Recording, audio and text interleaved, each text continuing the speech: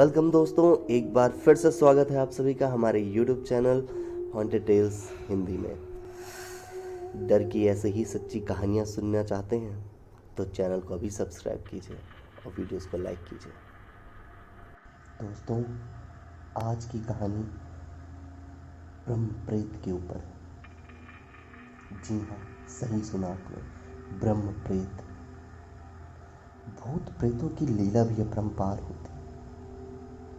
कभी कभी ये बहुत ही शालीनता से पेश आते हैं तो कभी कभी इनका उग्र रूप देख अच्छों की धोती गीली हो जाती है। भूत प्रेतों में बहुत कम ही ऐसे होते हैं जो आसानी से काबू में आ जाते हैं, नहीं तो अधिकतर सोखाऊ पंडितों को तो पानी पिलाकर उनकी नानी याद दिला देते हैं। आज की कहानी एक ऐसे प्रेत की है जिसको कोई भी सोखा या पंडित अपने काबू में नहीं कर पाए, और ना ही वह प्रेत किसी देवी देवता से डरता था। यह कहानी कुशीनगर जिले के एक पास गांव की है। इस गांव में एक पंडित जी हैं जो बहुत ही सुशील, सभ्य और नेक इंसान है। यह कहानी घटित होने से पहले तक ये पंडित जी एक बड़े माने जाने ठेकेदार हुआ करते थे और ठेके के काम से अधिकतर घर से दूर ही रहा करते थे। हफ्ते या 15 दिन में उनका 1-2 बार घर आना जाना होता था। ये ठेका लेकर सड़क आदि बनवाने का काम करते थे।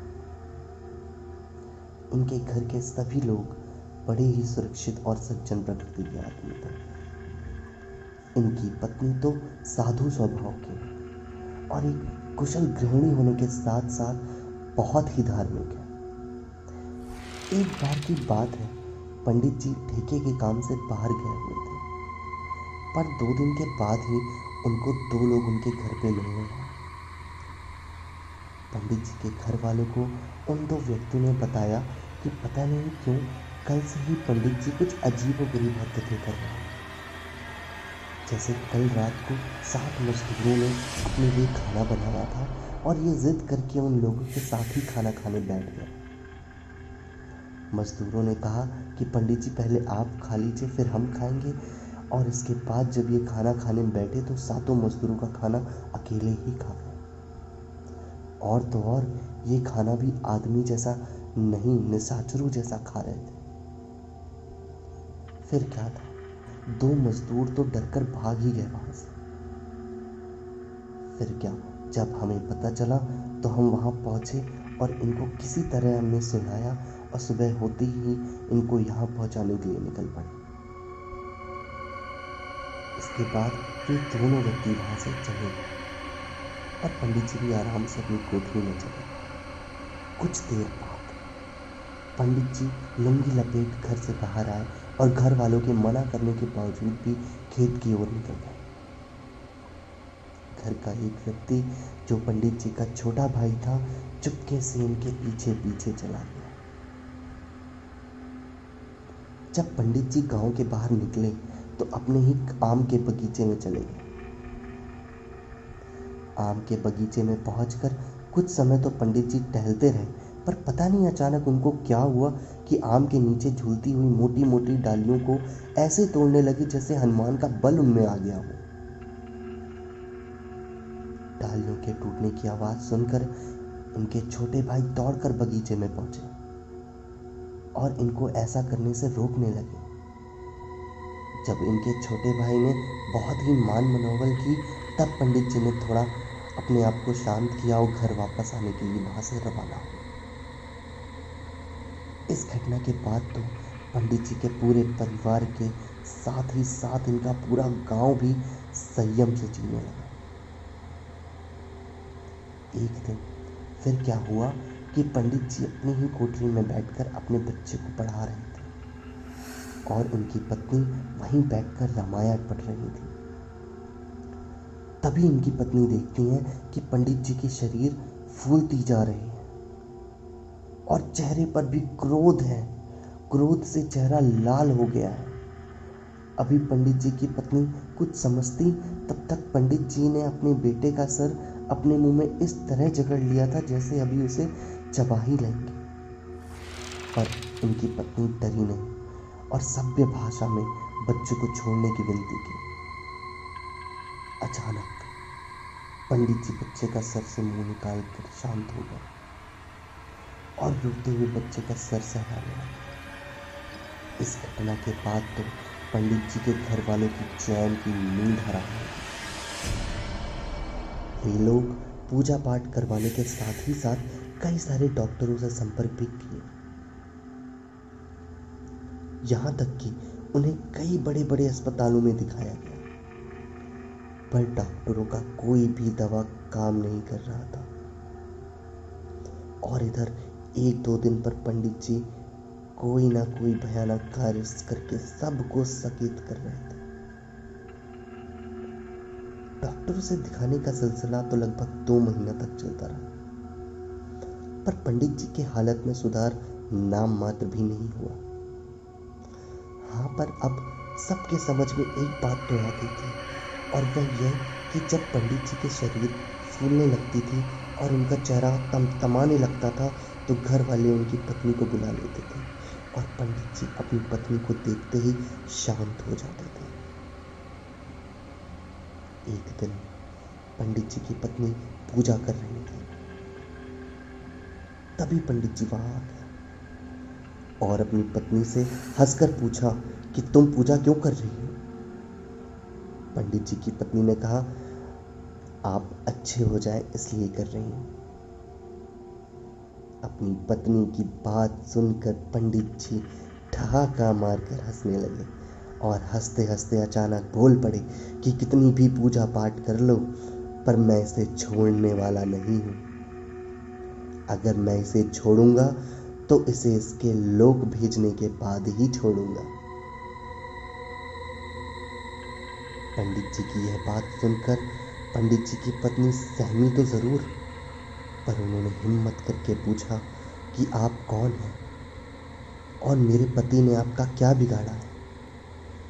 इस पर पंडित जी ने कहा कि मैं कौन हूं यह मैं नहीं जानता, और इसने मेरा क्या बिगाड़ा है यह भी मैं नहीं बताऊंगा। पंडित जी की पत्नी ने जब यह बात अपने घर वालों को बताई तो पंडित जी के घर वालों ने उस जवार में जितने भी सोखा पंडित हैं उन सभी से संपर्क करना शुरू किया। पहले तो कुछ सोखा पंडितों ने झाड़ फूक किया, पर कुछ फायदा नहीं हुआ। एक दिन पंडित जी के घर वालों ने पंडित जी को लेकर उसी जवार की एक नामी सोखा के पास पहुंचे। सोखा बाबा कुछ मंत्र बुदबुदाए और पंडित जी की ओर देखते हुए बोले कि तुम चाहे कोई भी हो, पर तुम्हें इसे छोड़कर जाना ही होगा, नहीं तो मैं तुम्हें जलाकर भस्म कर दूंगा। जब सोखा बाबा ने भस्म करने की बात कही तो पंडित जी का चेहरा तमतमा उठा और वे वहीं उस सोखा को कपड़े की तरह पटक पटक कर मारने लगे। सोखा की तो जैसे सारी शेखे रफू चक्कर हो गई। वह गिड़गिड़ाने लगा था। फिर क्या, पंडित जी की पत्नी ने बीच बचाव किया और सोखा की जान बचाई। पंडित जी द्वारा सोखा की पिटाई की खबर आग की तरह पूरे जवार गांव में फैल गई थी और आसपास के जिले तक में तो ये बात आग की तरह फैली हुई थी। अब तो कोई सोखा या पंडित उस पंडित जी से मिलना तो दूर, उनका नाम सुनकर ही कांपने लगते थे।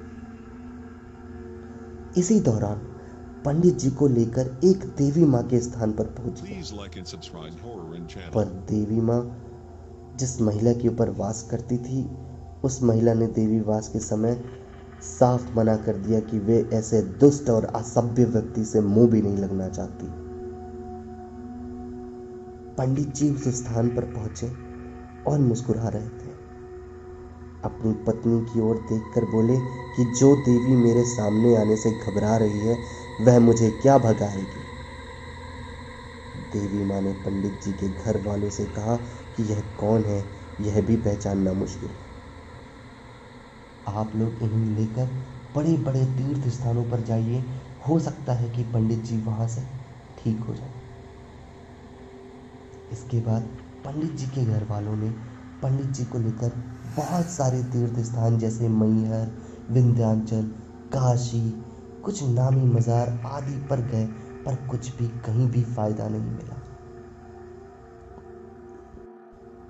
यहाँ तक कि अब पंडित जी अपने घर वालों के साथ ही इन तीर्थ स्थानों पर आसानी से जाने लगे।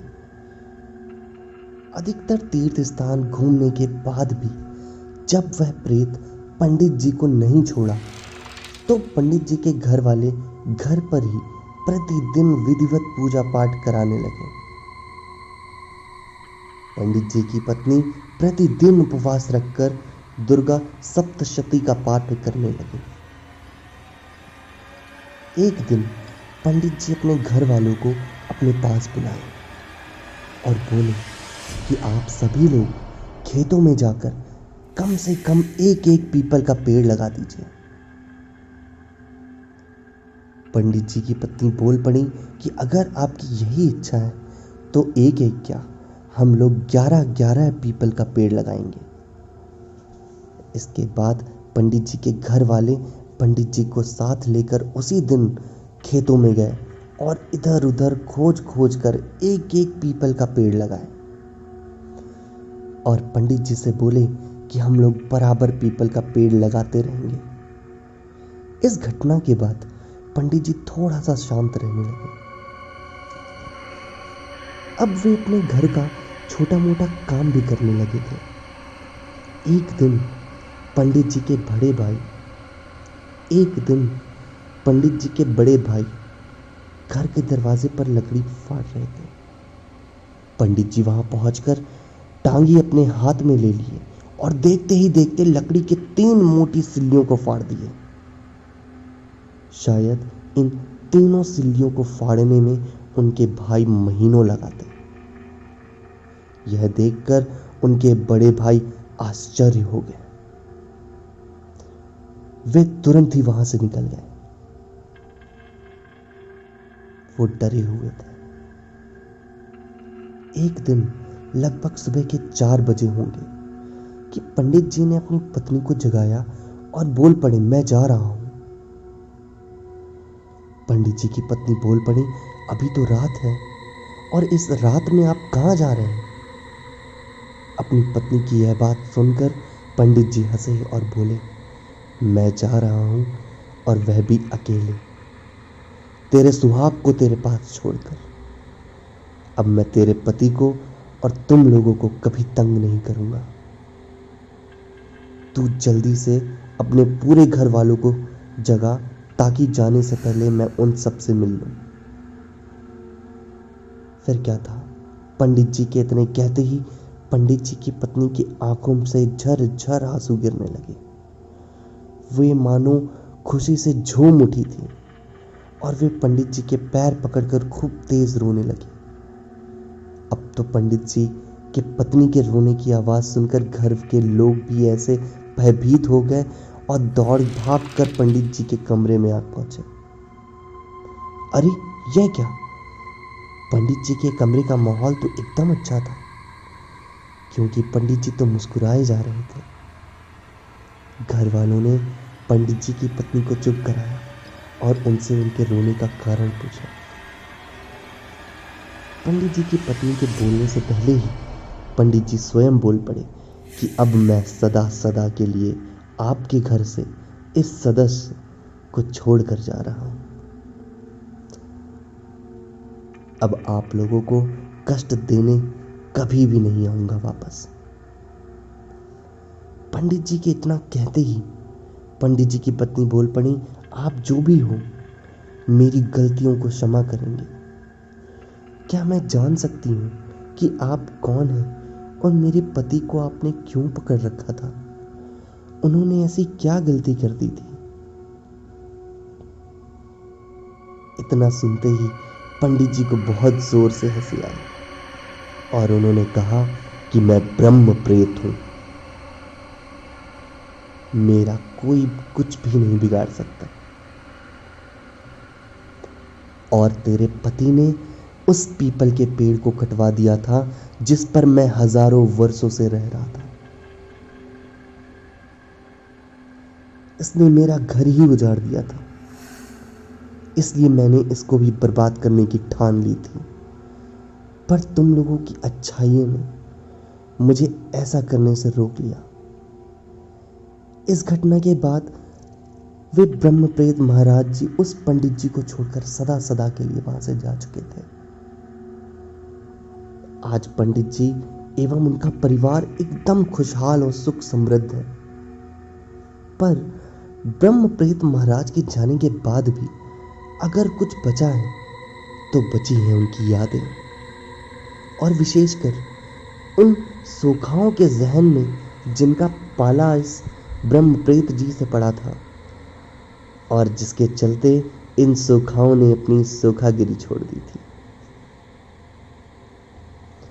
और उसके बाद से पंडित जी ने कभी भी कोई भी पेड़ नहीं कटवाया, बल्कि बहुत सारे पेड़ उन्होंने अपने ही खेत में लगाए, आम के, पीपल के आदि। तो ये थी दोस्तों हमारी आज की ब्रह्मप्रेत की कहानी। आपको कहानी कैसी लगी हमें कमेंट करके ज़रूर बताएं, और चैनल को सब्सक्राइब करें और वीडियो को लाइक करें। Thank you.